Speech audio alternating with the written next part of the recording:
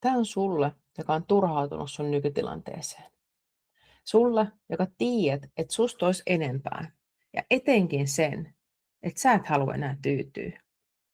Kuningatar, nyt mä puhun sulle suoraan. Sä et voi kasvaa ympäristössä, joka ei halua, että sä kasvat. Joillekin sopii paremmin se, että sä et tavoittele sun unelmatyötä koskaan. Koska jos sä tienaisit enemmän kuin se, niin se näyttäisikin yhtäkkiä sua huonommalta. Eikä se sovi tälle tyypille. Joillekin kavereille sä tulet ikuisesti olla se kännisekoilija. Se vitun life of the party, party animal, joka sä ehkä olitkin vielä silloin 10 vuotta sitten. Nyt sä haluat vaan käydä salilla, syödä hyvää ruokaa, mennä aikaisin nukkuun. That's it. Mutta ne ei tajua tätä ikinä, koska ne haluaa olla siinä samassa duunissa, jota ne vihaa ja nollata viikonloppuisin. Eikä niillä ole aikomustakaan lähteä, koska myös viha voi energisoida ja sen avulla sä voit bondata jonkun kanssa tosi vahvasti, niin kuin mäkin olen tehnyt. Miten sä luulet olevasi? Oot sä nyt parempi kuin ne muut? Ne saattaa sitten sanoa tälleen. Joo, ja kyllä, sä olet. Koska sä haluat itsellesi parempaa kuin vihata sitä työtä tai tuntee, ettei susta ole parempaa, mutta susta on.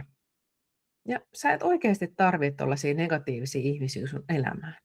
Sä oot sun oman elämässä kuningatar ja sä voit hallinnoida sun elämää ja sitä sun valtakuntaa ihan niin kuin sä haluat. Ja se oot sinä, joka päätät, kuka siellä vaikuttaa.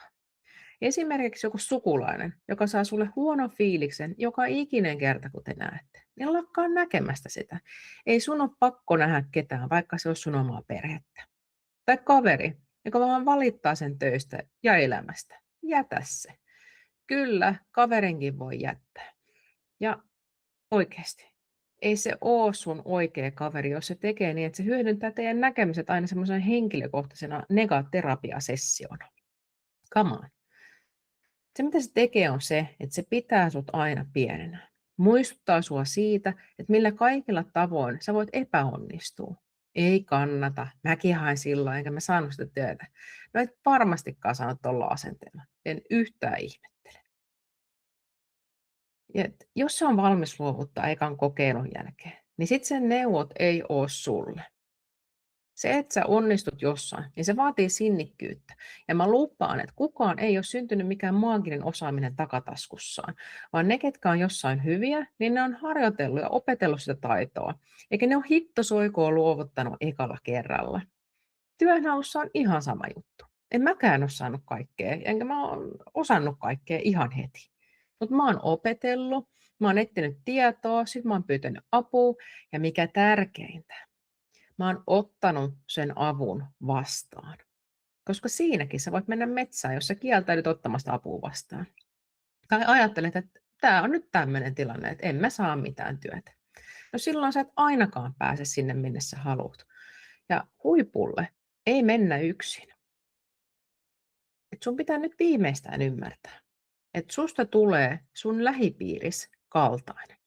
Joten mä katsoisin sinuna ihan hiton tarkkaan, keiden sä annat olla sun lähipiirissä, koska ne tulee muokkaamaan sitä, mitä sä ajattelet itsestäsi ja mihin sä uskot, että sä pystyt.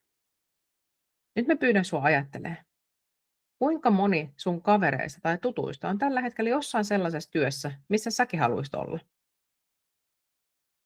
Ei yhtään? Vai ootko sä ollut aina se, joka on se menestynein?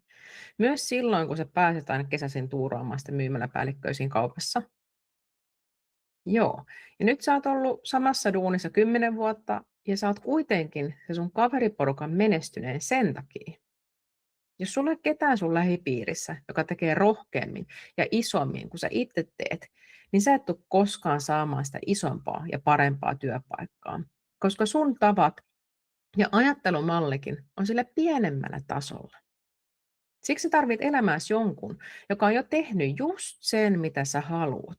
Jonkun, joka on jo vaihtanut isompaan positioon. Jonkun, joka haluaa opettaa sulle, miten se tehdään.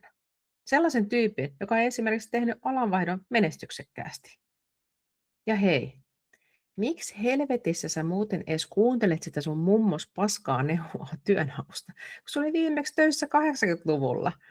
Älä nyt hittosoikoon ota neuvoa yhtään sellaiselta tyypiltä, joka ei ole tehnyt sitä, mitä sä haluat tehdä.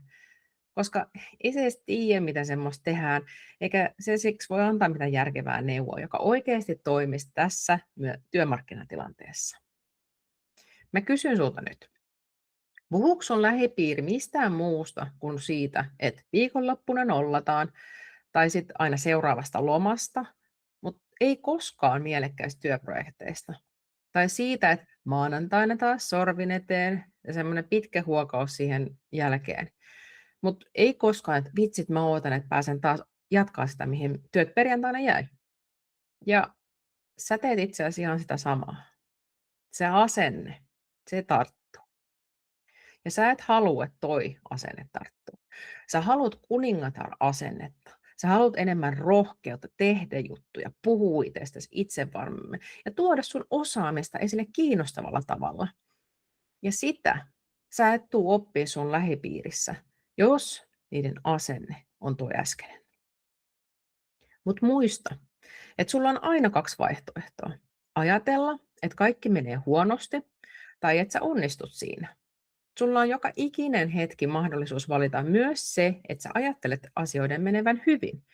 Ja se on lopulta sun oma päätös, mutta se ei tule automaattisesti, jos ja etenkin, jos sun ympärillä on vaan negatiivisia tai kunnianhimottomia ihmisiä, koska susta tulee sun lähipiiris kaltainen. Eli jos sä haluat sen työn, sä tarvit sellaista energiaa ja voimaa, joka tällä hetkellä puuttuu sun ympäriltäsi. Joku sellainen, joka on jo tehnyt saman kuin mitä sä haluat tehdä. Haluatko sä olla myymäläpäällikkö? Kontaktoi sellaisia vaikka linkkarissa. Pyydä niitä kahville, puhu töistä, pyydä mentoriksi, pyydä sparrausta, opettele, opiskele, käy joku kurssi, mutta älä kenenkä tahansa kurssi, vaan sellaisen tyypin, joka on jo tehnyt sen, mitä sä haluat tehdä, koska sitten se tietää, miten se tehdään. Mutta tee jotain muuta kuin mitä sä oot tähän asti tehnyt, koska se ei ole toiminut. Muutenhan sä olisit jo töissä, etkä sä kuuntelisi tätä, eikö jee? Ja mä tiedän, että sä oot jo koittanut. Sä oot jopa rukoillut ja sun mielestä sä oot ehkä tehnyt jo kaikkes, mutta silti se sun haluamas työpaikka ei ole silti tullut. Ja se johtuu siitä, että sä et ole oikeasti vielä tehnyt ihan kaikkees. Ja se suurin asia, mikä sulla on tekemättä, on se, miten sä ajattelet siitä, että mikä sulle on mahdollista ja mikä ei. Ja nyt on aika tehdä se muutos. Tämä on sun elämä, eli älä hassaa sitä yhtään enempää. Sä ansaitset niin paljon enemmän kuin sä nyt saat, mutta sun pitää olla rohkea ja ottaa se eka askel. Etkä sä tarvii lupaa keneltäkään. Sä päätät vaan, että nyt tämä muuttuu. Sä teet itsellesi jotain parempaa. Mä autan sua siinä. Ei sun tarvitse tehdä tätä yksin. En mäkään ole tehnyt. Mä tuun olee sun tukena ja puskee sua eteenpäin. Mä kerron sulle, missä sä menet metsään ja mitä sun pitää vielä viilata, jotta sä saat sen haluamasi työpaikan. Mutta mä pusken sua myös tekemään niitä uusia juttuja. Mun tuen kanssa sä tulet kehtaamaan tekemään niitä juttuja, joita sä et ole ennen kehdannut, kun sä oot ajatellut, että ne on liikaa tai vähän too much. Ei oo. Sä oot vaan ollut liian pitkään liian pienissä piireissä, missä se ajattelu mahdollisuuksista on kutistunut ihan rusinan kokoiseksi. Mutta mä autan sua laajentamaan sitä. Mutta sun pitää ottaa se eka askel ja pyytää apua, koska ketään ei voi pakottaa muuttumaan tai lähtemään paskasta työpaikasta pois. Se pitää lähteä susta itsestä. Ja nyt mä odotan, että kun sä oot sen päätöksen tehnyt, sä laitat mulle viestin, jossa sä kerrot ihan suoraan, mitä sä haluut ja koska. Niin sitten me laitetaan se tapahtuu. Ja uskon mua, mä autan sua. Mä otan mun jokaista kuningatarta, joka haluaa tehdä sen. Että sä saat just sen työpaikan, mistä sä oot unelmoinut. Mä en tule koskaan ylipuhua ketään haluamaan itselleen enemmän, koska kaikki ei halua. Mutta mä tiedän, että sä haluut. Ja palavasti. Joten nyt pallo on sulla. Siinä on kiinni sun tulevaisuus. Joten sinun tekisi sen suhteen ihan hiton tarkkaan päätöksiä, että kenet sä haluat siihen auttamaan.